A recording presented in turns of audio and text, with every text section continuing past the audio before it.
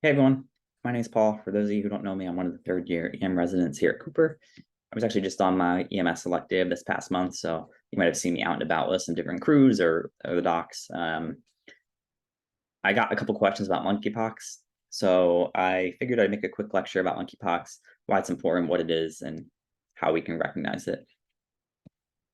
This is going to be a very 10,000-foot view kind of overview of monkeypox. We're not going to get into the nitty-gritty details of it, but by the end, we should kind of be able to understand what it is, the history, a little bit of the history behind it, why it's a problem right now, and how we can recognize it and protect ourselves and our patients. So a little bit about the background. It was first discovered in monkeys in the 1950s in a lab in Denmark, so that's why it got its name, monkeypox. The virus isn't limited to just monkeys. It lives in other small rodents and other animals, but monkeys were the first animal that were discovered to have it, so that's how it got its name. The first human case wasn't until 1970. The virus is endemic to Central and West Africa. Endemic meaning that it's kind of, in a sense, restricted to that region, or it's more prevalent to that region. That's where a lot of the diseases and cases happen. There have always been a couple rare sporadic cases outside of the endemic regions, but those are always traced back to travel to the endemic region. So I believe in 2002 or 2003, there was a case in either the UK or the US, but that person had recently traveled to the endemic region. Smallpox and monkeypox actually are the same viral family. So we were aggressively vaccinating for smallpox. The cases of monkeypox in the endemic regions were pretty low. And then after the smallpox vaccine was stopped because the disease was eradicated, the cases started to rise again. Why is this important right now? Well, there's a public health emergency declared by the World Health Organization in July of this year. The first case was in May of 2022 in the UK. The United States reported its first case on May 17th of 2022. And so far during this outbreak in 2022, there's about 45,000 reported cases. The United States has about 16,600 of those cases. And New Jersey has about 450 of those cases. Thankfully, in the United States, there are 0 deaths attributed to this thus far. Cannot be said for other parts of the world. To kind of put it into picture format, these blue dots over here, these are the endemic regions of Central and West Africa, and all the orange dots are the spread from the endemic regions. So the bigger the dot, the more cases. You can see over here, the United States, pretty big dot. But everywhere it kind of has the virus, doesn't seem like any one particular place is spared. Timeline of cases, right around here is when the WHO declared a public health emergency. It seems like we reached a peak and are starting to come down, and that is in agreement with the data that's being released currently. We're currently seeing a downtrend in the cases, which is good. A map specific to the United States, the darker the blue means more cases. So as one would expect, the coastal regions and city regions of high travel and international travel are kind of where we're seeing the most cases. Specifically in New Jersey, we have New York, Philadelphia, and a couple other surrounding cities. So we're at higher risk or more likely to see the cases. Cooper has seen a couple cases. It's possible you may have seen a couple cases. So how does it present? What are we looking for? Monkeypox has an incubation period of anywhere from 5 to 13 days, meaning from when you catch the virus to when you start showing symptoms. So you could be completely asymptomatic for, say, for example, 7 days, but you're still carrying the virus. Then you have what's called a prodromal period, so a period before the rash starts. And that's a very vague, generic illness: cough, fevers, chills, body aches, URI symptoms, sniffles. Without any history pointing to monkeypox, it'd be very hard to say whether this patient had monkeypox. Unless they're coming up to you saying, I had exposure to someone with monkeypox and I just came from Central Africa. Very hard to say that a patient with these symptoms has monkeypox. And then the rash starts about 5 days after those prodromal symptoms and can last anywhere from 2 to 4 weeks. So there's actually a couple different strains of monkeypox. And the strain that we're seeing here in the United States doesn't cause the usual rash, and it doesn't always cause the prodromal period. So it makes it a little more difficult, but you can see either a rash all over the body or isolated to specific parts. So isolated just the face, just the genitalia, just the hands and feet. So this is a really good chart I took straight from the CDC. It kind of describes the different stages of the rash, how long it'll be around, and kind of what it looks like. You go from macules to scabs, and I'll take you through the progression. So macules are kind of just flat discolorations on the skin. There's no texture to it. It just looks kind of flat, kind of like a little tiny bruise. Papules are little bumps. They're not really filled with anything. Vesicles are larger bumps, but they have a clear or reddish clear liquid in it. Pustules look just like vesicles, but are more purulent. So vesicles, like I said, clear fluid. You can think of this like herpes or cold sores. And then pustules are the purulent filling. So you can think of this like a pimple or a whitehead. Interestingly, and specific to monkeypox or unique to monkeypox, the pustules will get umbilicated, meaning that in the center of the pustule, there's start to be a little indentation down towards the base of that bump. And we'll show that on some pictures coming up. And then eventually the rash kind of like leaks, scabs, and then falls off. The rash of monkeypox, no matter where it is, should all be in the same stage. So the entire rash should all be vesicles, or all be pustules, or all be macules. They shouldn't be a mix of macules and scabs. So just some pictures. The bottom row here all looks like the scabbing phase, and then the top row looks like we have a bit of a vesicle here. Maybe that's a little fluid filled.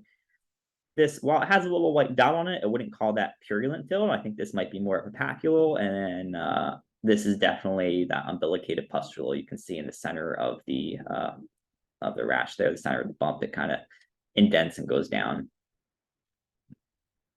Some more pictures. So this is a really pronounced case. A lot of papules, or I'm sorry, pustules with the umbilicated center on the face. These two here, I would call these more vesicular, kind of clear fluid. This I would call pustular. It has that purulent fluid. And then here you can see the macular version of the rash. So macules, like I said, flat, they're not raised. They kind of look like tiny little bruises, just discolorations. That's here. It's a little harder to appreciate in a picture, you know, without any 3D to it, but take my word for it. You notice that this is on the palm of this person's hand. Rashes on the palms of the hand and the soles of the feet are actually pretty unique. There's only a couple that do it. Monkeypox is one of them. So if you see a patient with this, think monkeypox for sure.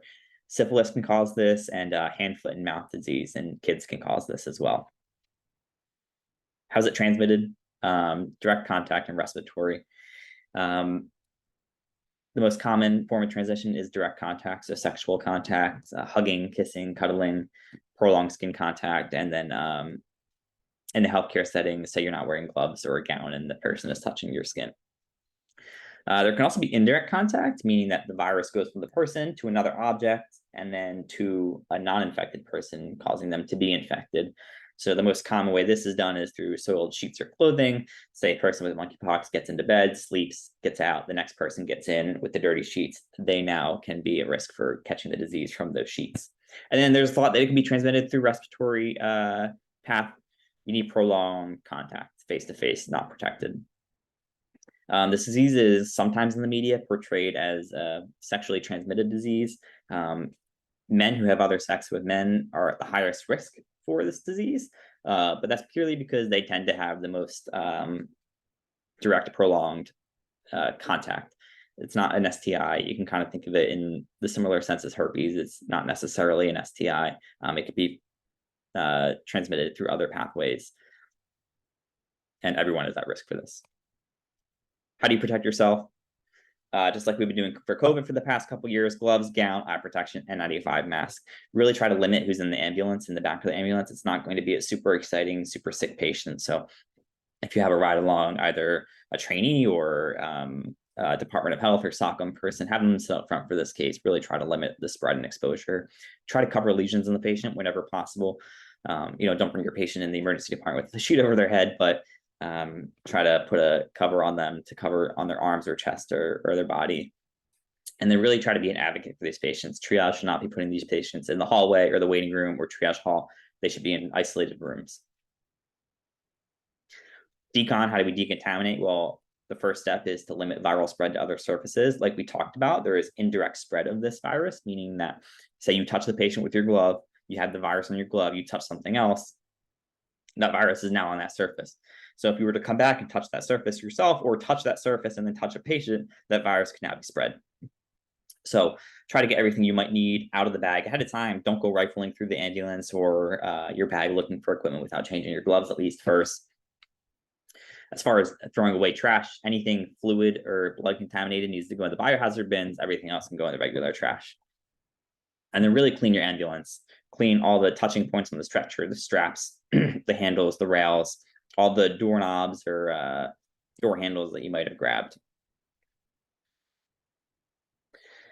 And just a little bit about treatment. We're not going to be initiating treatment in the pre-hospital environment, but for those interested and to help answer questions if your patients have any, the majority of our patients here in the United States do really, really well with just supportive care, just isolation and watching. We have a healthier patient population, and that strain that we have isn't as bad. But for high-risk individuals, there are antivirals. The antiviral we use is called tecovirimat, or TPOX for short nickname. It's a smallpox antiviral, but it works in monkeypox because they're in the same viral family.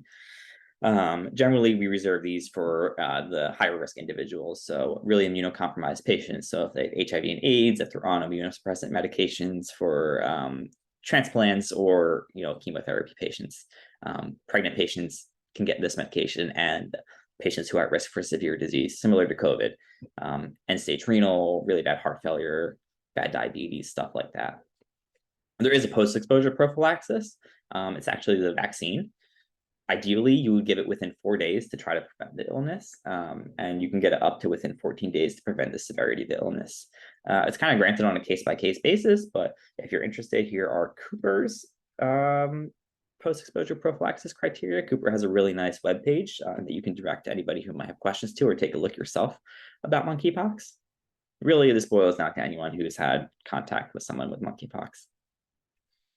And then the last thing to know, I didn't make a slide on it, but these patients do need to be in isolation from when they're diagnosed or suspected until those lesions have completely crusted over and the scabs have fallen off.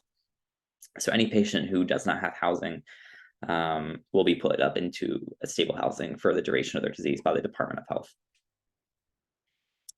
All right, so hopefully we're able to kind of go over the basics of monkeypox and give you an idea of what the rashes might look like, when you should suspect it, and how you can protect yourselves and your patient. If you have any other questions, feel free to email me. This is my email up here, or if you see me in the department, just pull me aside. Always happy to chat. All right, everyone. Thank you.